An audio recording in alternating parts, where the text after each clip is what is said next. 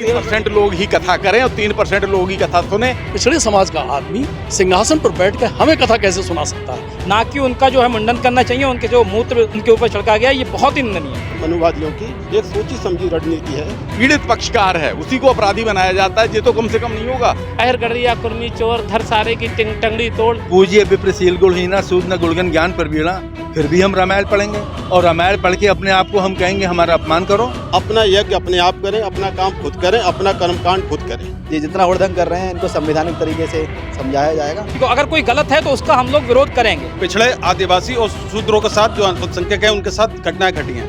क्यों लालायित हैं ऐसे मंत्रों को पढ़ने के लिए? आज हम इस देश के अंदर 85% लोग उनकी बातों को मानते हैं और उनके बताए हुए रास्ते पे चलते हैं। देश संविधान से चलता है, मनुस्मृति से नहीं चलना चाहिए।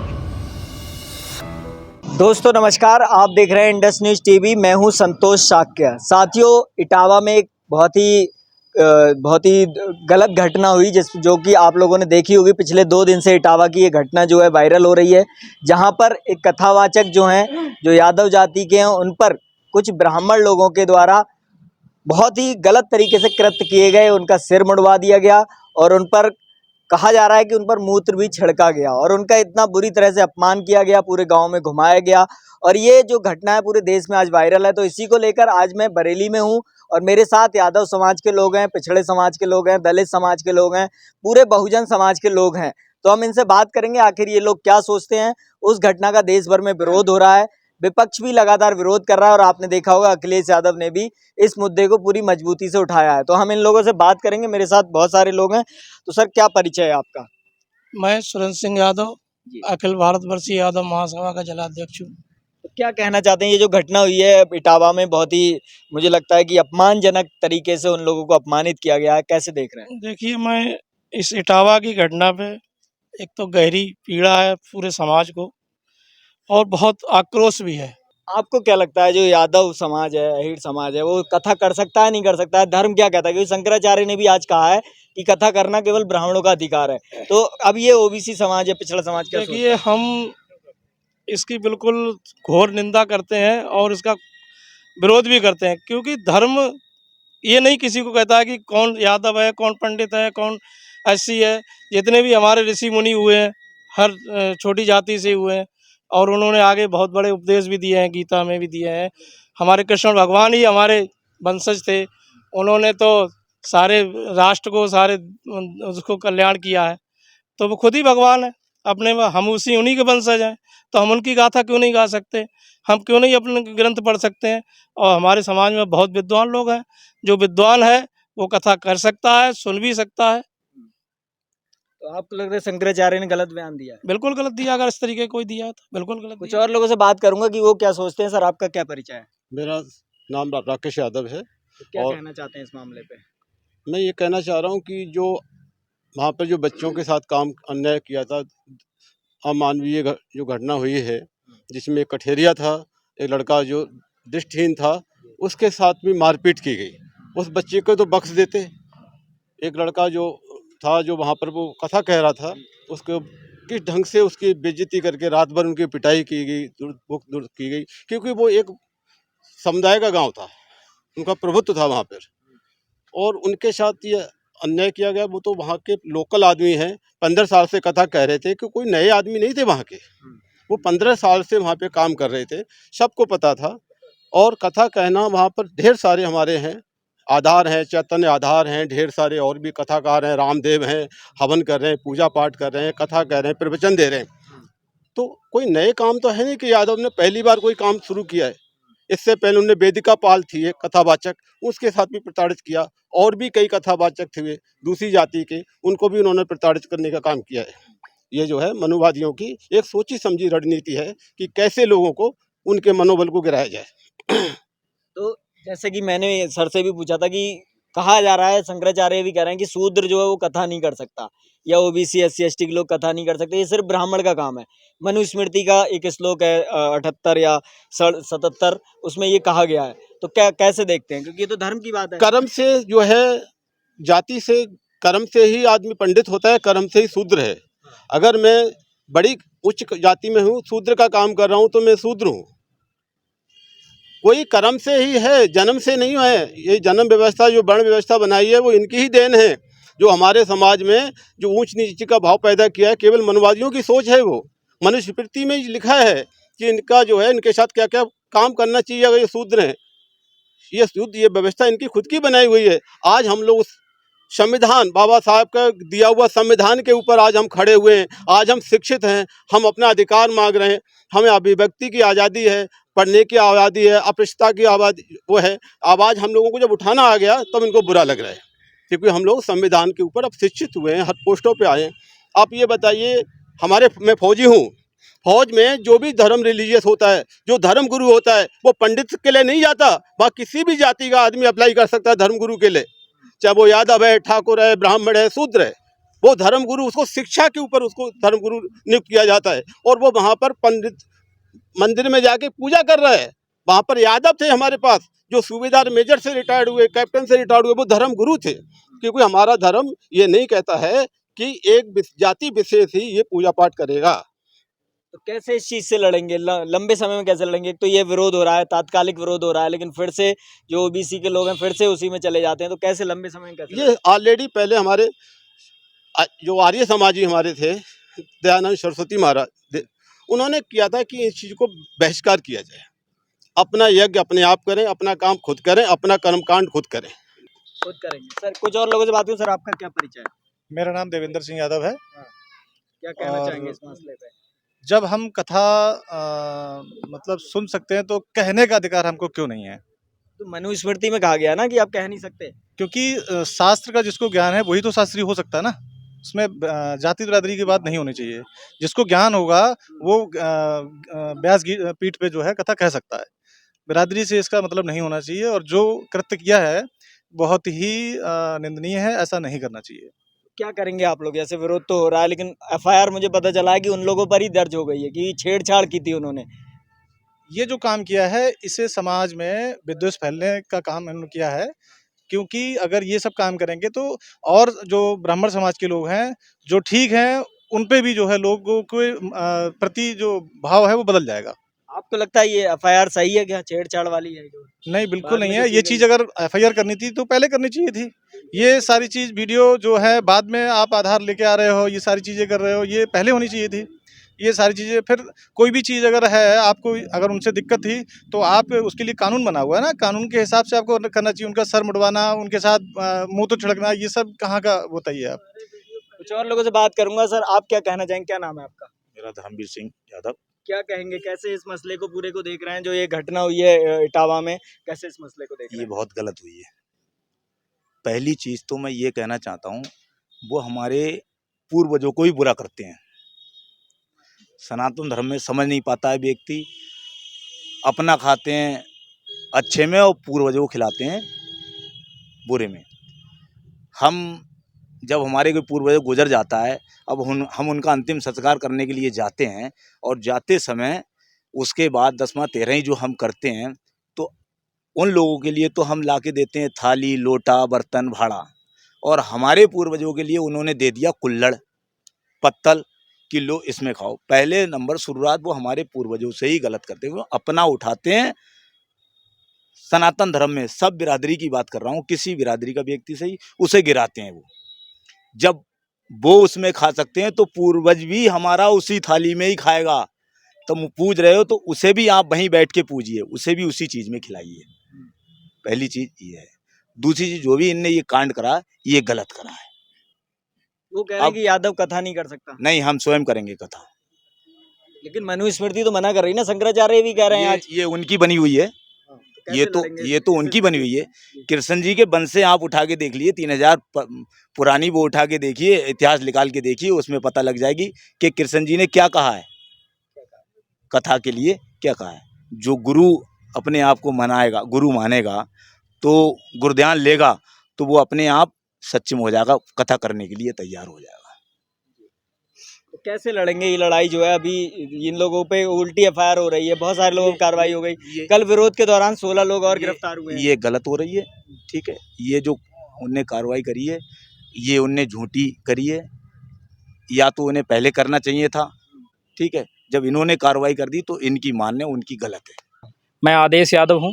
क्या कहना चाहते हैं इटावा में जो घटना हुई है, एक जघन्य कृत्य हुआ है? एक लाइन के साथ में कि दरिया तेरी अब खैर नहीं, बूंदों ने बगावत कर ली है, नादा ना समझ तू मुझको, लहरों ने बगावत कर ली है, हम परवाने हैं मौत समा, मरने का यहाँ खौफ किसे, वे तलवार तुझे अब झुकना होगा, हर गर्दन ने बगावत कर ली है। साथियों, कहने का मतलब ये है हमारे कि ये जो घटना हुई है बहुत ही निंदनीय घटना है। इसलिए निंदनीय घटना है कि भाई अगर कोई आपको उनसे कोई वो था, अगर कहीं पे कोई वो थी तो उन्हें रोक के उन्हें समझाना चाहिए था, ना कि उनका जो है मुंडन करना चाहिए, उनके जो मूत्र उनके ऊपर छिड़का गया, ये बहुत ही निंदनीय है।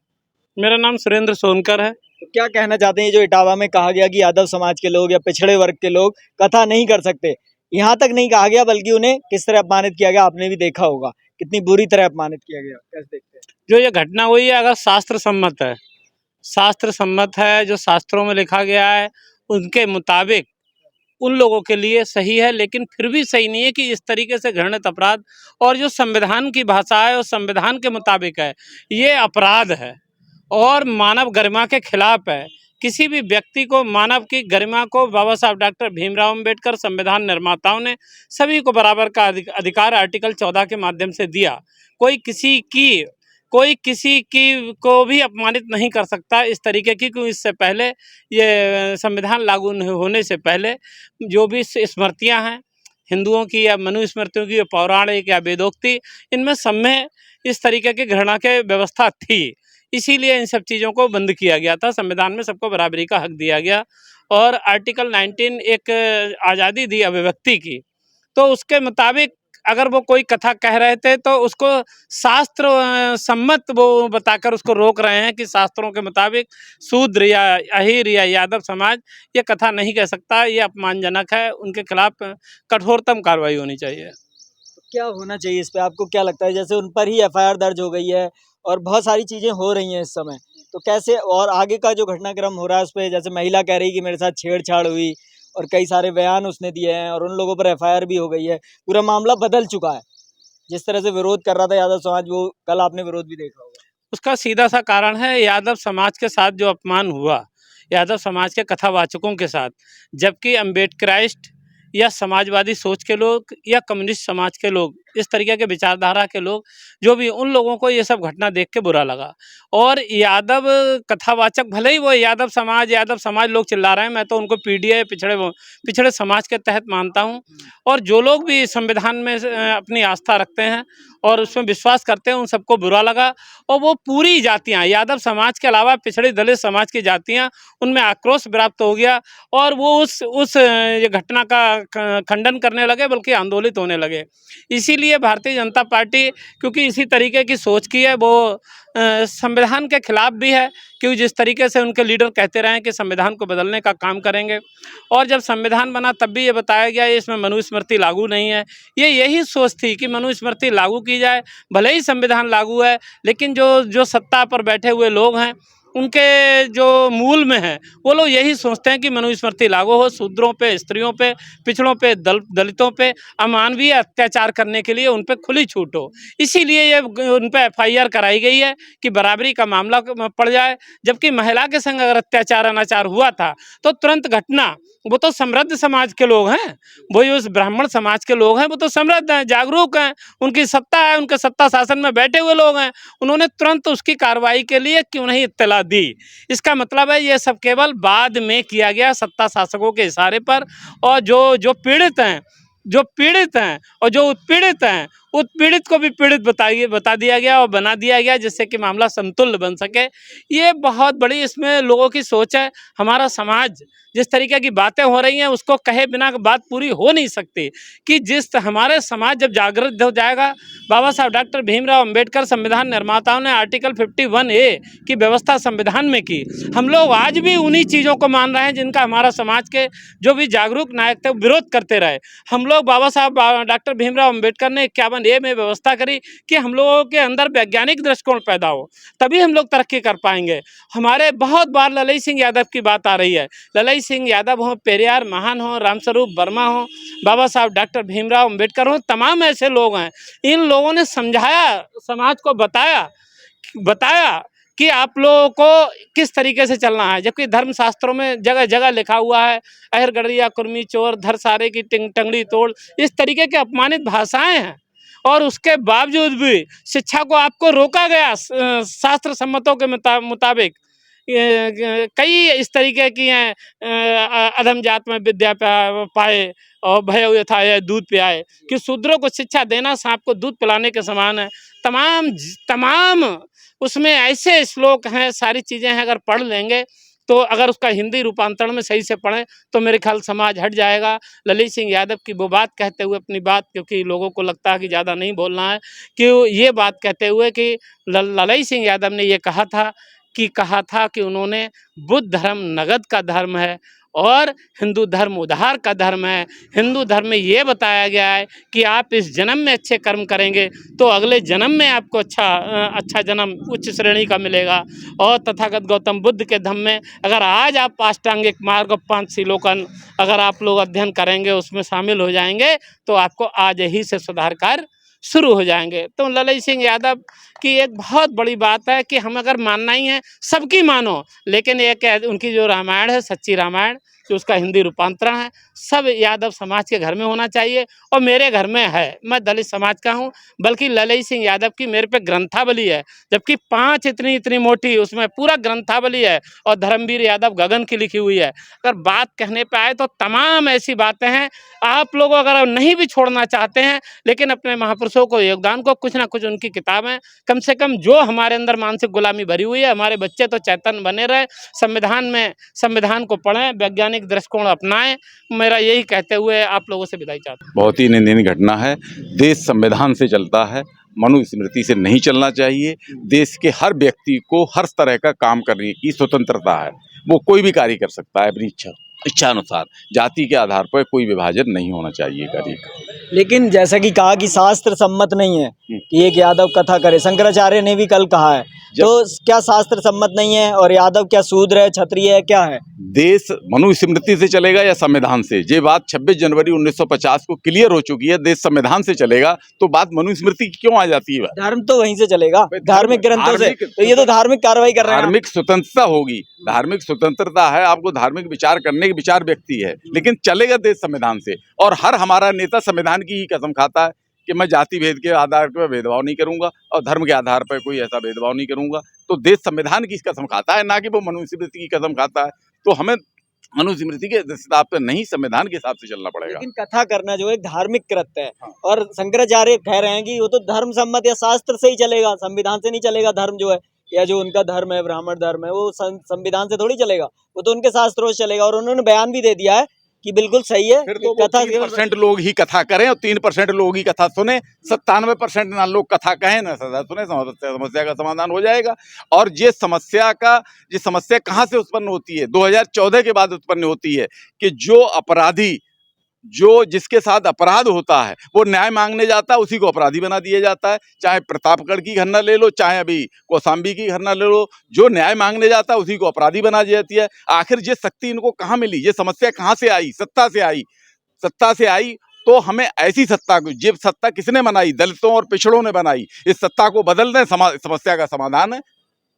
ये समस्या इसीलिए आई कि हमने उनको इतनी धर्म के नाम पर इतनी सत्ता दे दी, और जिससे वो उद्दंड हो गए। तो हम उनकी सत्ता को ही खत्म कर दे, समस्या अपने आप खत्म हो जाएगी। सत्ता बदलने से धर्म के नियम तो नहीं बदलेंगे ना? नहीं बदलेंगे, लेकिन जो पीड़ित पक्षकार है उसी को अपराधी बनाया जाता है। ये तो कम से कम नहीं होगा। लेकिन ये जो लंबी लड़ाई है, धार्मिक लड़ाई है, जिसमें किसी को शूद्र, किसी को अछूत, किसी को दलित बना दिया गया है, इसके लिए आप कैसे लड़ेंगे? इसके लिए बाबा साहब ने 51 आर्टिकल दिए, इसीलिए दिया है कि हम अपने बच्चों की सोच तार्किक और वैज्ञानिक बनाएं, तो धार्मिकता की तरफ अपने भी चला जाएगा। यूरोप में भी जब भी धर्म और राजनीति अलग अलग हुए, यूरोप ने तरक्की शुरू कर दी। भारत अभी भी धर्म और राजनीति को एक साथ लेके चल रहा है। अगर भारत को डेवलपमेंट, विकसित देशों की ओर ले जाना है, तो आपको धर्म और राजनीति को अलग अलग करना पड़ेगा। एक और बात आई थी पेरियार ललित सिंह यादव जी को लेके, उन्होंने बौद्ध धर्म भी अपना लिया था, और उन्होंने कई सारी बातें भी लिखी हैं। धर्मवीर सिंह गगन, जो उन्होंने ग्रंथावली भी लिखी है। तो पेरियार जी, जो ललित सिंह जी है, उनके जो कार्य हैं, उनके बारे में आपने पढ़ा है, या क्या कहना चाहते हैं उस बारे में? ललित सिंह जी के बारे में, जी, ललित सिंह जी के बारे में कि हम कहना चाहिए? हर यादव को ललित सिंह के विचारों को पढ़ना चाहिए। हर यादव, मेरे पास भी पुस्तक है, बहुत पुरानी है, बहुत सारी, हमने पिछले साल ललित सिंह की जयंती भी मनाई थी, इस बार भी जयंती मनाएंगे। हमें वही वैज्ञानिक और तार्किक सोच बनानी है और अपने महापुरुषों के मार्ग पर चलना है। कृष्ण के मार्ग पे आप जहाँ चल रहे हैं, तो जो वर्तमान में हमारे जो महापुरुष हुए हैं, उनके बताए हुए रास्ते पे भी हमें चलना चाहिए। मैं चरण सिंह यादव हूँ, पंजाब नेशनल बैंक में हूँ। तो क्या कहना चाहते हैं इटावा की जो ये घटना है, इस पर पूरा आपका क्या मत? इटावा की घटना जिस वर्ग ने की है, एक बात बहुत समझने की ये है कि 5-7 हजार साल जो वर्ग हमेशा उनके पीछे चलता रहा, जिसको शिक्षा का अधिकार नहीं था, जिसको पढ़ने का अधिकार नहीं था, जिसको गुरुकुल में जाने का अधिकार नहीं था, जब उन लोगों ने शिक्षा ग्रहण कर ली, जब उन्हें थोड़ा बहुत पढ़ना लिखना आ गया, उन्होंने अपने ग्रंथों का इस्तेमाल किया। उन्होंने उसके बाद उसको जैसे उन लोगों ने उसका इस्तेमाल किया अपनी रोजी रोटी के लिए, इन गरीब लोगों ने भी, जब आज बेरोजगारी का दौर है, उन्होंने भी इस चीज़ को उसको अपने रोजगार के लिए इस्तेमाल किया, या मैं ये कहूँ कि आपको कथा सुनाने के लिए इस्तेमाल किया। तो उनके मन में जो कुंठा 5000 साल के शासन की थी, अपनी वरिष्ठता की थी, अपनी श्रेष्ठता की थी, उस कुंठा को ठेस पहुंची। उनकी इस बात की ठेस पहुंची कि एक पिछड़े समाज का आदमी हमारे सिंहासन पर बैठ के हमें कथा कैसे सुना सकता है। दर्द ये है, ये दर्द है।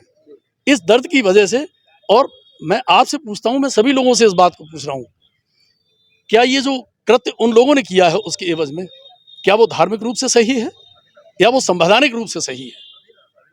किसी का मुंडन करवा देना क्या धार्मिक रूप से सही है?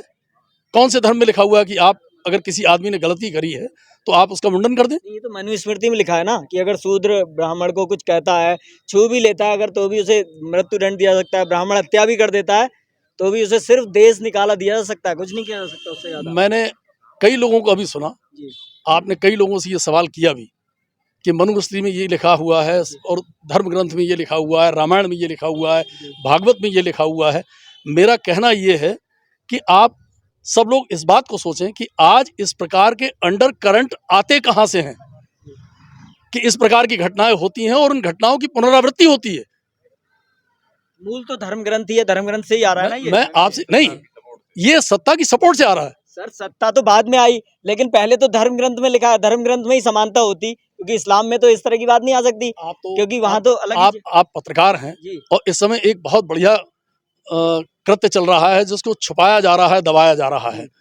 5000 सरकारी स्कूल बंद किए जा रहे हैं, हम लोग चला रहे हैं आप उसे। तो 5000 सरकारी स्कूल जब बंद कर दिए जाएंगे गांव के, उनको मर्ज कर दिया जाएगा, तो गरीब का बच्चा जो गांव में रहता है, जो पिछड़े वर्ग का है, जो दलित वर्ग का है, जो शोषित वर्ग का है, जो उत्पीड़ित वर्ग का है, वो जब शिक्षा ग्रहण नहीं करेगा तो वो कहाँ जाएगा? रामलीला देखने जाएगा, भागवत की कथा सुनने जाएगा, कांवर लेके जाएगा, क्योंकि वो तो बहाव में बहेगा। बहाव को तोड़ने का काम अगर कोई करता है तो वो शिक्षा करती है, और शिक्षा के मंदिर बंद किए जा रहे हैं। जब वो मंदिर बंद किए जाएंगे तो संविधान आदमी पढ़ेगा कैसे? जो बात सुना दी जाएगी। देखिए, मनोवैज्ञानिक तरीका क्या है? मनोवैज्ञानिक तरीका सिखाने का ये होता है कि सबसे पहले आदमी जल्दी से देख के सीखता है। हम उसे रामलीला दिखा रहे हैं, आदमी सीख रहा है, लेकिन हम शिक्षा के मंदिर को बंद कर रहे हैं। जब शिक्षा का मंदिर होगा ही नहीं तो आदमी तार की बात करेगा कहां से? आज ईरान का और इजराइल का युद्ध हुआ, कैसे जीता? उसने मिसाइलों से जीता है, उसने कुरान से नहीं जीता है। उनके शिक्षा मंत्री ने अभी 1 महीने पहले ये बयान दिया था, अगर आपने उनके बयान को ध्यान से, ईरान के शिक्षा मंत्री ने, कि क्या आप लोग ये चाहते हैं कि हम फिजिक्स ना पढ़ें, हम मैथमेटिक्स ना पढ़ें? आप बताइए कि अगर हम लोग इस तरह की बात करते हैं और हमारे यहाँ शिक्षा के मंदिर बंद किए जा रहे हैं, तो जब मंदिर बंद किए जाएंगे तो आदमी करेगा क्या? कथा सुनेगा। और जिन लोगों को शिक्षा का अधिकार था, उन्होंने साहित्य कौन जानेगा? जो शिक्षित होगा वही ग्रंथ लिखेगा और वही सुनाएगा, वही गद्दी पे बैठेगा, उससे दक्षिणा मिलेगी, उससे उसका रोजगार चलेगा। तो मैं तो ये कहता हूं कि ये जितने भी ग्रंथ लिखे हुए हैं, ये जिन लोगों को शिक्षा का अधिकार था उनकी साहित्यिक रचनाएं हैं। ये केवल काल्पनिक चीजें हैं जिनको सुना के, जैसे हम भी बचपन में अपने दादा नानियों से कहानियां सुन के मनोरंजित हुआ करते थे, ये उन शिक्षित वर्गों की साहित्यिक कहानियां हैं जो हमको सुना सुना के, जिनसे आज हम लोगों से लोग रोजी रोटी कमा रहे हैं। और शिक्षा के मंदिर जो बंद किए जा रहे हैं, आपने कई लोगों से ये सवाल किया कि आप क्या करेंगे पिछड़े वर्ग को जागरूक करने के लिए। पिछड़े वर्ग को, दलित वर्ग को जागरूक करने के लिए हम लोगों को केवल यही करना है कि उन्हें इन चीज़ों से हटा के शिक्षा के लिए जागरूक करना है, उन्हें साइंस के प्रति जागरूक करना है ताकि वो तार्किक बने। और जब वो जागरूक हो जाएंगे, जब वो शिक्षित हो जाएंगे, इन धर्म ग्रंथों को वो अपने आप छोड़ देंगे, हमें कहने की आवश्यकता ही नहीं पड़ेगी। तो दोस्तों सर का कहना है कि वो धर्म ग्रंथों को छोड़ देंगे। आप कुछ कहना चाहते हैं? क्या परिचय है? मैं जितेंद्र मुंडे, समाजवादी पार्टी का मैं जिला प्रभारी हूँ, अम्बेडकर वाहिनी से। क्या कहना चाहते हैं? इस इटावा की जो घटना हुई है, जघन्य घटना हुई है, क्या कहेंगे? ये बहुत ही शर्मनाक घटना है कि इटावा वाली, क्योंकि इस तरीके का कृत्य जो है, हालांकि जो इस बार हुआ है ये तो बहुत ही घिनौना पहले से भी होता चला आया है, लेकिन इस बार तो इतना घिनौना हुआ है कि किसी भी जाति और किसी भी वर्ग के या किसी भी धर्म के व्यक्ति को ये बात बर्दाश्त नहीं है कि इस तरीके से कि मतलब जो है कोई व्यक्ति अगर कथा करने जो जानता है, जो ज्ञानी है, तो वो उसको पता था कि भी कथा इस प्रकार से होती है और उधर एक रिवाज भी है। आज उन्होंने पहला नहीं किया, इटावा के साइड में जैसे कि वो जब गेहूं की फसल वगैरह कटती है तो वो लोग आपस में जो इस प्रकार की कथा प्रचार करते हैं, तो उसी के उसमें उन्होंने वो कथा प्रचार किया। अगर इनको रोकना था तो ये व्यवस्था भी उधर बरसों से हैगी, तब उन्होंने नहीं रुका। लेकिन वो देख रहे होंगे कि इसमें कुछ उनका एक जैसे कहते हैं कि राजनीतिक तरीके से भी उन्होंने उसको मोड़ देना था। और जैसे कि हम राजनीति जो है धर्म और की राजनीति करें, क्योंकि अगर जब हम राजनीति की बात करेंगे तो उसमें एक चीज़ ये निकल के आती है कि भाजपा हमेशा से जो है हिंदू और मुस्लिम की लड़ाई लड़ती थी, लेकिन वो एजेंडा अब उनका निकल चुका है। अब हिंदू और मुसलमान ये समझ गया कि लड़ने से कोई फायदा नहीं हैगा, तो उन्होंने सोचा कि हम जाति के व्यक्ति को जाति से ही लड़ाएं, पिछड़े को पिछड़े से लड़ाएं, दलित को दलित से लड़ाएं। और ये ऐसा कई बार हो चुका है, लेकिन इस बार लोग बर्दाश्त नहीं करेंगे, क्योंकि उन्होंने लोगों के साथ ऐसा किया कि जैसे ये लोग जो क्या नाम है, लोग जैसे पूजा पाठ करके निकले और उनको रोकने का काम करें। जो लोग शिक्षित हैं वो अपनी बात जब कथा सुन सकते हैं तो कथा को बोल भी सकते हैं। भाई जब ब्राह्मण वर्ग का व्यक्ति कहीं कथा जाके सुनाएगा और मान लो मैं दलित समाज से हूँ और अगर मैंने उसको सुना तो मैं इसका प्रचार नहीं कर सकता हूँ क्या? तो ये कहाँ का अपराध हो गया? तो इस चीज़ पर संज्ञान लेना चाहिए और पूरे प्रदेश का एक एक व्यक्ति, चाहे वो दलित हो या पिछड़ा हो, हर व्यक्ति साथ है कि और वो यादवी समाज का नहीं, किसी भी समाज का मामला होगा, सब एक साथ रहेंगे और इसकी लड़ाई जो है पहले ये सब दलित समाज के साथ होता था। अब पिछड़े वर्ग के साथ, पिछड़े वर्गों को लगता था कि ये हमारे साथ तो हो ही नहीं सकता, हमें भी लगता था, लेकिन अब पिछड़ों के साथ हो रहा है। तो पिछड़े वर्ग से क्या कहेंगे? पिछड़े वर्ग ऐसा था कि जैसे कि जो दलित समाज है वो पूरी तरीके से बाबा साहब अम्बेडकर साहब को फॉलो करता था। वो बाबा साहब को समझ चुका था कि हमारा रास्ता अगर दिखाएंगे तो हमारे मसीहा यही हैं। और जब बहुजन समाज पार्टी बनी तो माननीय काशीराम साहब के सिद्धांतों से बनी, और उसके बाद में जब ये पार्टी चली तो समाजवादी पार्टी के राष्ट्रीय अध्यक्ष अखिलेश यादव जी ने जब बाबा साहब अम्बेडकर वाहिनी बनाई और उसमें दलित और पिछड़े जुड़े और पिछड़ों ने जब उनकी विचारधारा बाबा साहब की बताई तो उनको लगा कि हाँ वास्तव में जो है जो बात महात्मा ज्योतिराव फुले, छत्रपति शाहू जी महाराज और बाबा साहब ने की, उसी तरीके से जो है ये हमारा देश और प्रदेश चलेगा और उसी तरीके से ये राजनीतिक पार्टियां भी चलेंगी। हमें उस चीज़ पे चलना होगा। तो पिछड़े समाज ने सोचा अभी तक जो हम इन ऐसे झूठे और मक्कारों के साथ थे, अब हमें जो है अपने ही लोगों के साथ रहना पड़ेगा, तभी इस देश का और प्रदेश का उद्धार होगा। तो अखिलेश जी के समझ में आ रहे हैं बुद्ध और अम्बेडकर? हाँ, बहुत अच्छी तरीके से समझ में आए हैं उनके, ऐसा नहीं है, लेकिन कोई भी चीज़ जो है ये धीरे-धीरे आती है। हाँ, वो कोई भी चीज़ है तो पहले वो देखो, जैसे कि सब लोग जो हैं बहुत ही कट्टर भी नहीं होते हैं और किसी के अंदर कोई कट्टरता अगर है तो वो एकदम निकलती नहीं है। जैसे शुरू से यादव समाज जो है कृष्ण को मानता है, वो कहता है कि जय यादव और जय माधव, तो हम एकदम किसी को किसी से अलग नहीं कर सकते हैं। जब हम बाबा साहब को पढ़ेंगे तो निश्चित तौर पे मैं चाहता हूँ कि जिसके किसी ईष्ट से कोई चीज़ जुड़ी है तो वो ईष्ट को ईष्ट तक रखेगा, उसका राजनीति में वो नहीं करेगा, इस्तेमाल नहीं करेगा। और मेरा भी ये कहना है कि राजनीति का धर्म हो, धर्म की राजनीति ना हो। सम्राट अनुज मौर्य, मैं समाजवादी पार्टी से हूँ। क्या कहना चाहते हैं इटावा की ये घटना पे?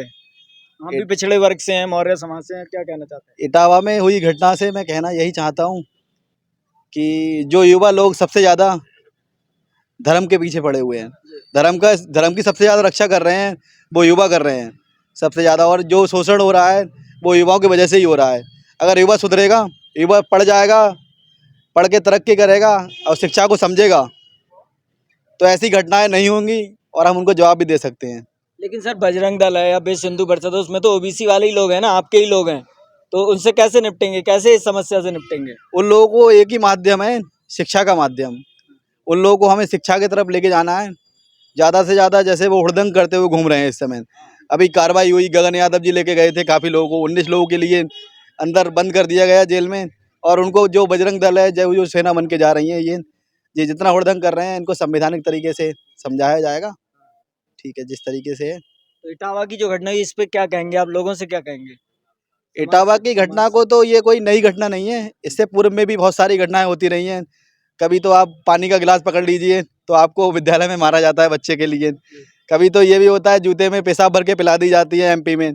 आज आप देख लीजिए हमारे यादव समाज के साथ में, ओबीसी मतलब बहुजनों के साथ में, मतलब केवल यादव ही समाज की नहीं घटना है ये पूरा बहुजन समाज के लिए जो घटना हुई है वो केवल यादव समाज का अपमान नहीं है। इसमें पूरा 85% बहुजन का अपमान है और बहुजनों को एक हो जाना चाहिए। मैं तो यही कहूँगा, केवल 85% एक हो गया तो ये 15% वाले हमारा कुछ भी नहीं कर सकते। और उनके द्वारा दिया गया जो भी धर्म वगैरह है उसको हमारे ऊपर जो भी वो चाह रहे हैं, जैसा चाह रहे हैं वैसा हमें थोपने की कोशिश कर रहे हैं, तो इससे थोड़ा सतर्क रहना पड़ेगा हमारे लिए। मैं सुरेंद्र प्रजापति सम्मान पत्रिका का संपादक और सामाजिक न्याय फ्रंट का महामंत्री। क्या कहेंगे? घटना की तो केवल निंदा ही की जा सकती है, लेकिन मेरे सवाल कुछ और हैं इसके साथ में। आज इटावा की जिस घटना को लेकर के हम लोग यहाँ इकट्ठे हुए हैं, ये कोई पहली घटना नहीं हुई है। इस तरीके की तमाम घटनाएं इससे पहले हो चुकी हैं। घटना के कारण और घटना के स्वरूप बेशक अलग अलग रहे हों। यादव समाज बहुत ज़्यादा उद्वेलित है, आक्रोशित है इस घटना को लेकर के। मेरा एक सवाल है,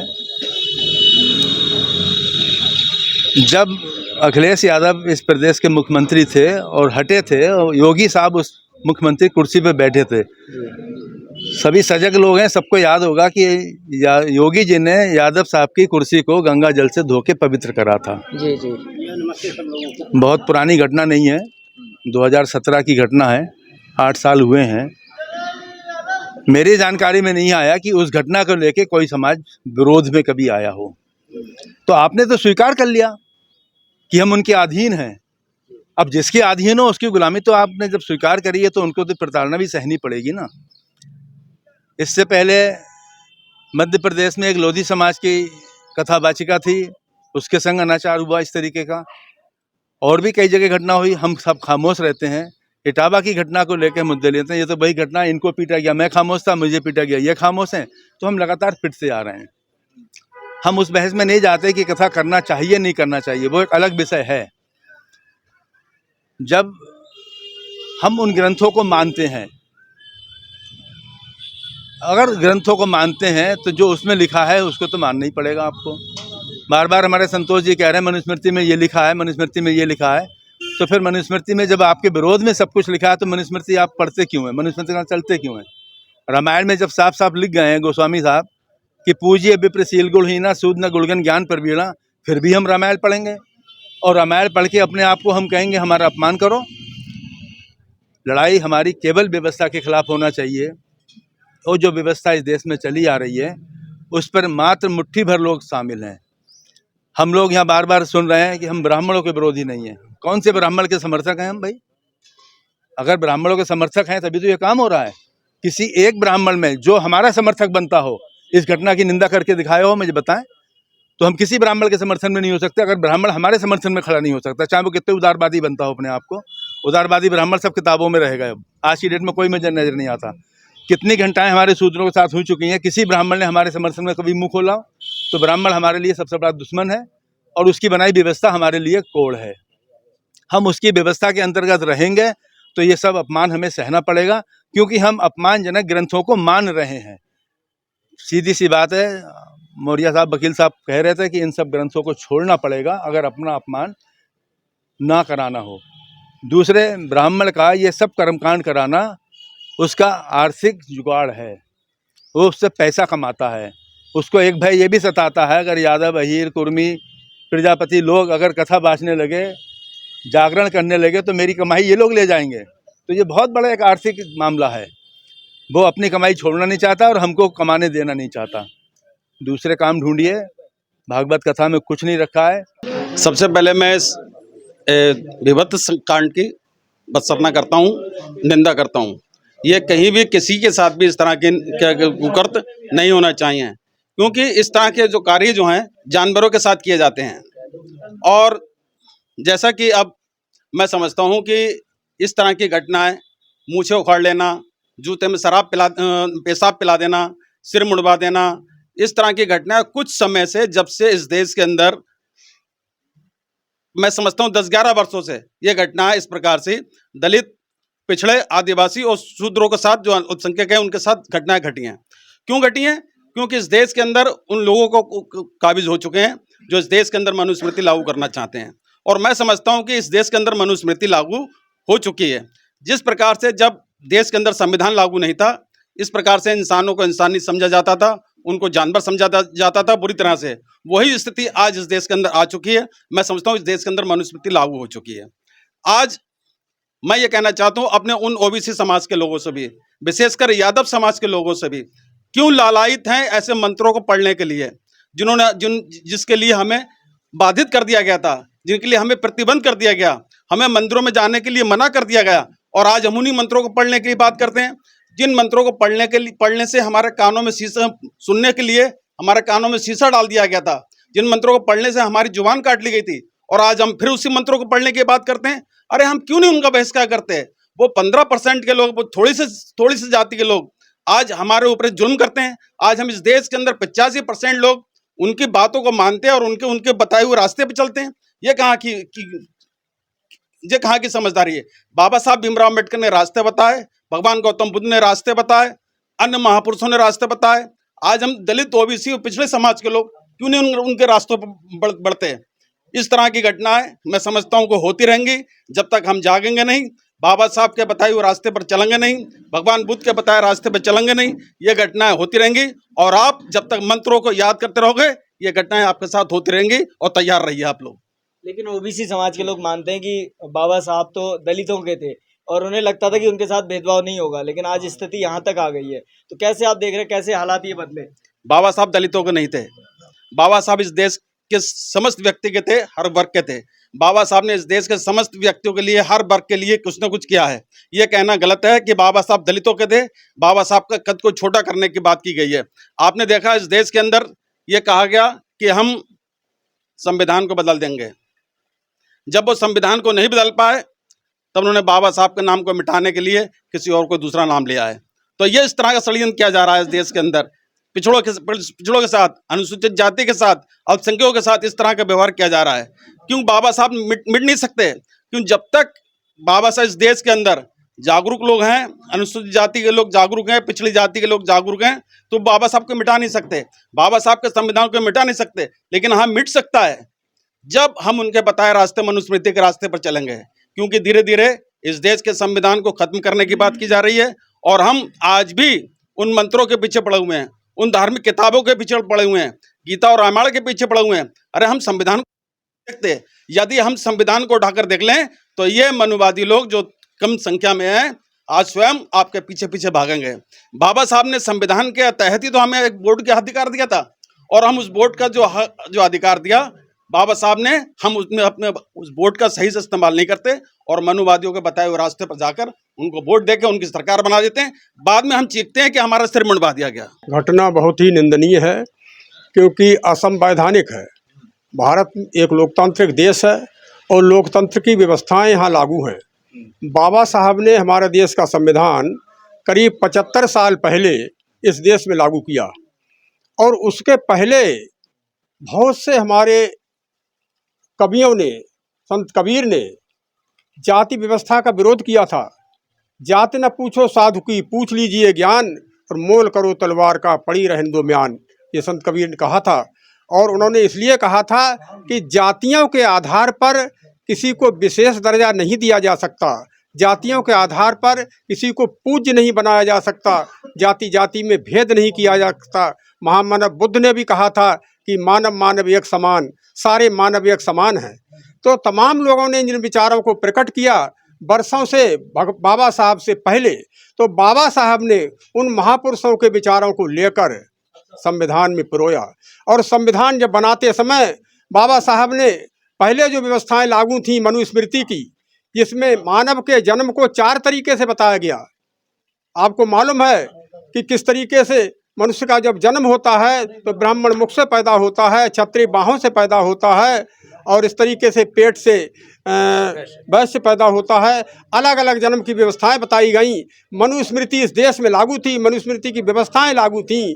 लेकिन अब लोकतंत्र है, और लोकतंत्र में बाबा साहब ने सबसे बड़ी व्यवस्था भारत के संविधान में आर्टिकल 13 लिखकर हमको दी कि आज के पहले जो भी व्यवस्थाएं, जितनी भी व्यवस्थाओं से इस देश का शासन चल रहा था, वो सारी व्यवस्थाएं निर्मूल हो जाएंगी, सारी कानून निर्मूल हो जाएंगे और आज के बाद देश भारत के संविधान से चलेगा, किसी भी मनुस्मृति से नहीं चलेगा। तो बहुत से हमारे साथी अभी इस मुगालते में होते हैं कि देश में मनुस्मृति लागू है। मनुस्मृति लागू है तो हमारी कमजोरी की वजह से लागू है। आपको मालूम है लालई सिंह यादव ने तमाम उन व्यवस्थाओं को कोर्ट में साबित कर दिया था। रामायण को उन्होंने झूठा साबित कर दिया। मुकदमा नंबर 412 में 1971 में लालई सिंह यादव को 300 रुपया जुर्माना सरकार की तरफ से मिला था, तो उसको अपील हुई और अपील में भी 1976 में लालई सिंह यादव जीते थे। रामायण के सारे पात्र काल्पनिक हैं, क्यों आप हिम्मत के साथ इस बात को स्वीकार करके जनता के बीच में लाइए। तो ये सारी चीज़ें हैं, देश का शासन संविधान से चल रहा है। कहाँ लिखा हुआ है कि पंडित जी को ही अधिकार है पूजा पाठ करने का? कोई मनुस्मृति में लिखा है ना सर, मनुस्मृति का रेफरेंस भी सुनिए मनुस्मृति का रेफरेंस देख के कल शंकराचार्य ने कहा है कि ब्राह्मण ही कथा कर सकता है। शंकराचार्य कोई इधर का है, उसने बोला है। तो वो तो मनुस्मृति आप कह रहे हैं कि इस आर्टिकल 13 से लागू नहीं है, लेकिन कार्रवाई तो हो रही है, पीटा जा रहा है लोगों का, ओबीसी वालों को पीटा जा रहा है। अब उन्होंने जो FIR लिखाई है, ये नहीं लिखाई है कि कथा ये नहीं कर सकती। अगर इसमें दम होता तो FIR इस तरीके की लिखाई जाती। ऐसी FIR नहीं है कि कथा नहीं कर सकती, दूसरे तरीके से घुमा फिरा के कि हमारी महिलाओं को छेड़ा गया, इस तरीके की बात को उन्होंने घुमाया। उनकी बात में दम नहीं थी। तो आर्टिकल 13 मनुस्मृति की सारी व्यवस्थाओं को निर्मूल साबित करता है। हमको इन चीज़ें समझनी पड़ेंगी और जनता के बीच ले जानी पड़ेंगी। तो कोई भी देखिए, राहुल संस्कृत्यायन, हम ऐसा नहीं कि कुछ पंडितों का विरोध करते हैं, हम पंडितों के विरोधी नहीं है।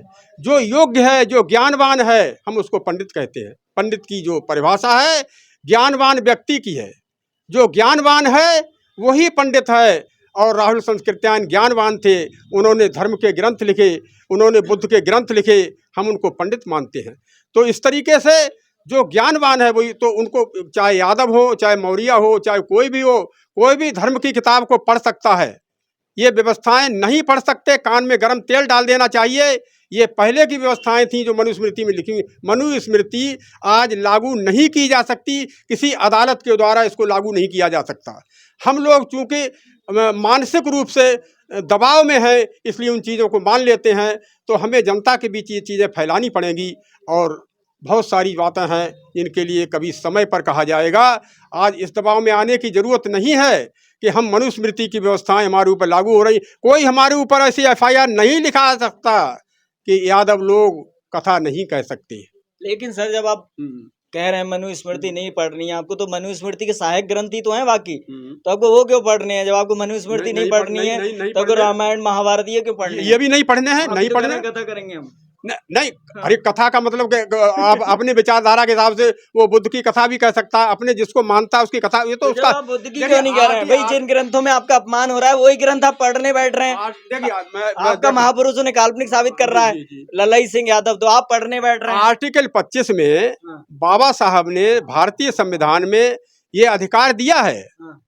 बाबा साहब ने किसी धर्म में बाधा उत्पन्न करने की बात नहीं कही।